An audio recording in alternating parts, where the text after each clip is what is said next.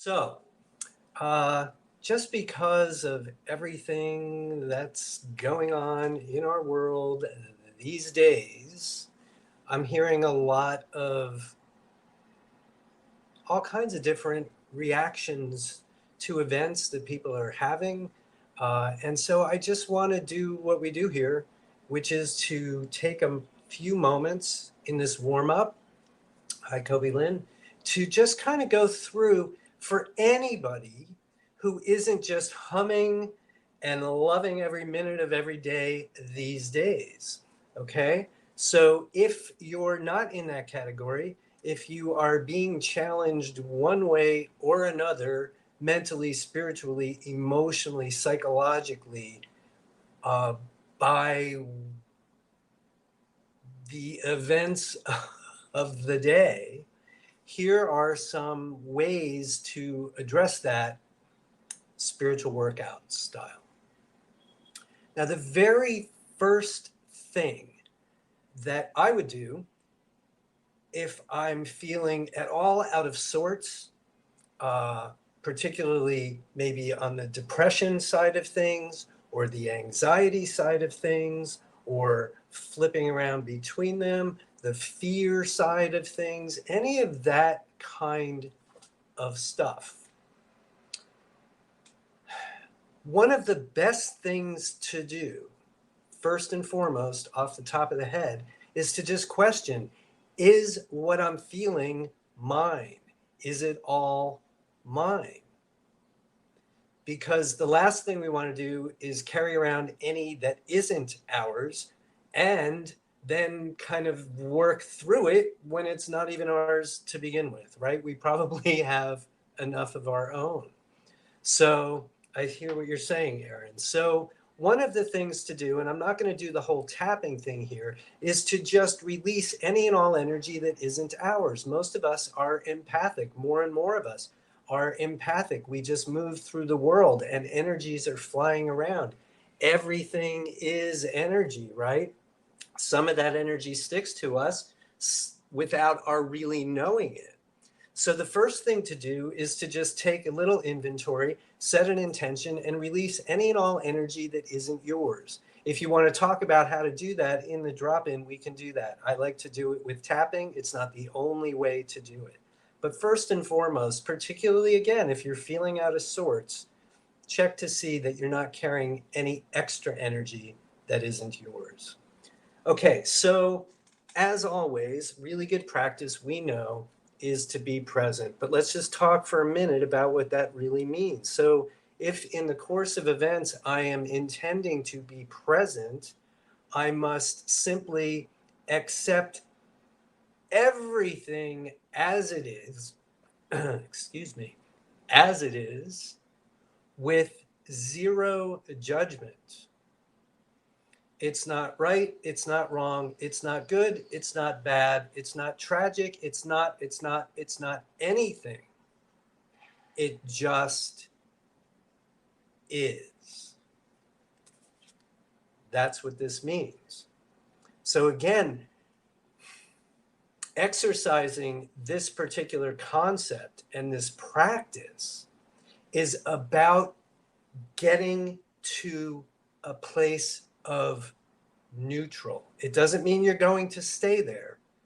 And it absolutely doesn't mean that you like or condone any of what you're seeing. It simply means you're not going to resist what is. You're going to get to that place of neutrality because it's from there that you will have access, listening to inspiration, to any particular action that you might want to take as a result of what's going on.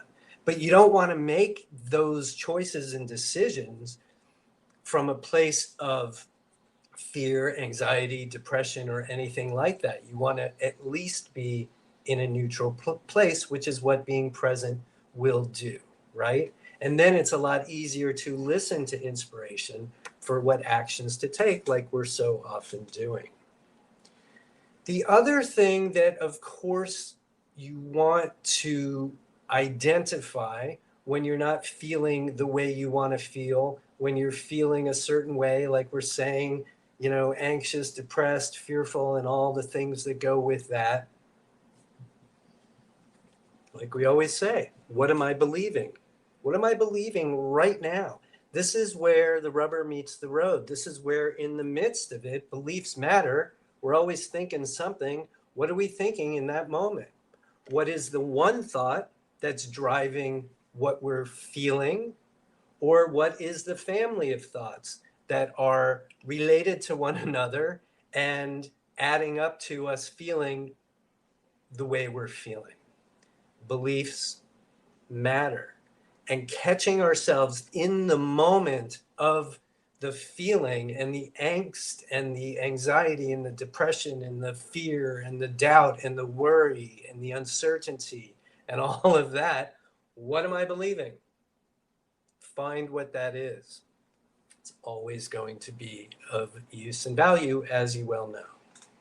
Now, of course, we know law of attraction is always on.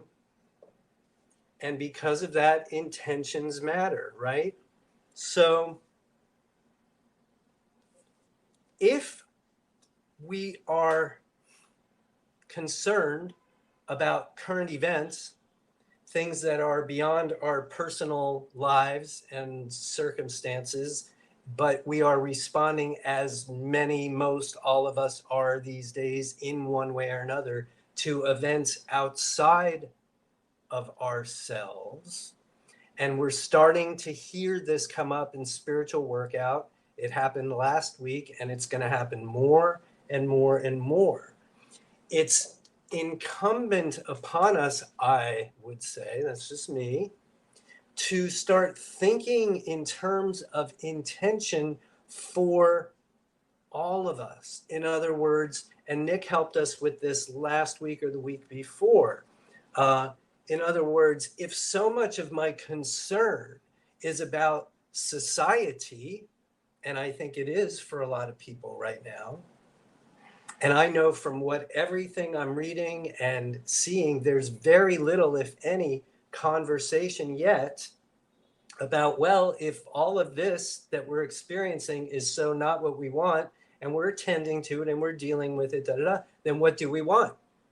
What do we want? It's the first question that we ask in here all the time. So now what is starting to happen, and I'm very happy to see it personally, I've been expecting it for quite some time, is that those of us who are thinking and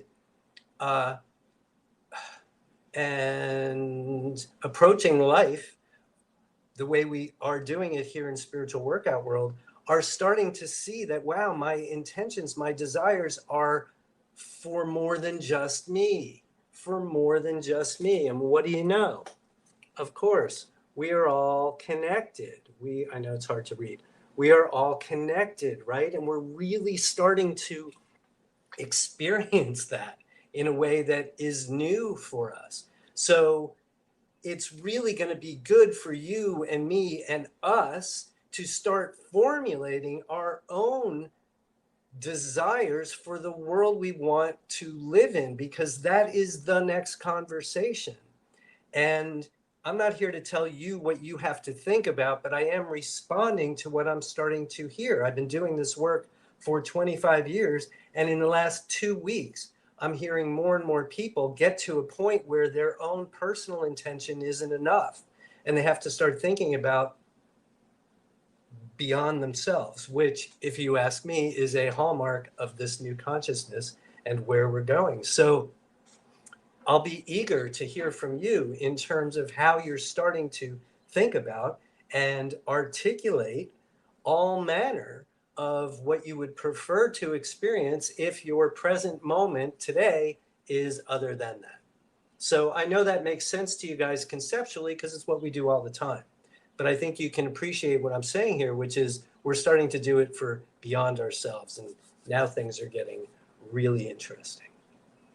Another point that I wanted to make with regard to beliefs is, in these times, as we spiritual workouters get more and more used to living 5D consciousness and letting go of the 3D consciousness, it's going to be really, really, really helpful as you take in information to discern and to really listen to the beliefs that underlie so much of what's being said, and to be able to discern, is that a belief from the old dying consciousness, or is this a belief that's in alignment with the new being born consciousness?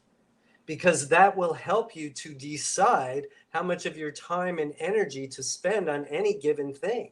In other words, if you can identify an issue, a concern, something that's in your face that you're contending with as something that's steeped in the old consciousness, that might inspire you to just let it go. It's a dying in hospice consciousness, and you're going to have a belief system that's different from that one. And then you will have choice, of course, of where to put your energy. But starting right now, to be able to really turn up the volume on our ability to discern what the heck is going on with all the information. What am I hearing? Because we can knock out a whole bunch of it. If you're here in spiritual workout world, you've pretty much already said you want to live the new consciousness. So living the new consciousness will not happen if you, me, any of us are embroiled in fights and arguments with a dying consciousness. So the last thing that I will point out, if you are struggling, is to remember, as I reach for yet another card, you're here for a reason. You're a spiritual being. You got born on purpose, for a purpose. You're in the body you're in for a purpose. You're living the life you're living for a purpose. And it is not an accident that you are living as a human on planet Earth in this moment in time. So what's interesting about this, sometimes it's enough to just say, and I hear people say it all the time, well, it's all for a reason, and then they move on. But sometimes we want to know what the reason is. So, or what some of the reasons are, right? So that's where we ask ourselves that simple question. Well, here I am in an interesting moment in time. That was my judgment, interesting. Here I am in a moment in time. There's a lot going on. I'm not quite certain what to make of it all. So who do I have to be right now? What muscle do I have to grow or develop in order to navigate to a peaceful place, assuming that that's what you want, and that's usually what we want, right? So, maybe that answer will come. Usually it's not so obvious unless you've been down this road before and you've asked that question, but you might come up with an answer like, oh, I have to just be better at being present. I have to be better at not judging, for example. In which case, right then on the spot, the good news is you don't have to worry about all that's going on. All you need to concern yourself with as a spiritual being having your human experience is why you're having it. Now you have a project. Wow, this situation is giving me a really good opportunity to practice being present and to practice non-judgment. Fantastic. Then you can focus your time and attention there instead of in worry, fear, doubt, anxiety, uncertainty, and all the parade of terribles. Just some ideas. Anyway, nice deep breath with me if you would. Hold on to the good parts, let go of whatever else you don't need, and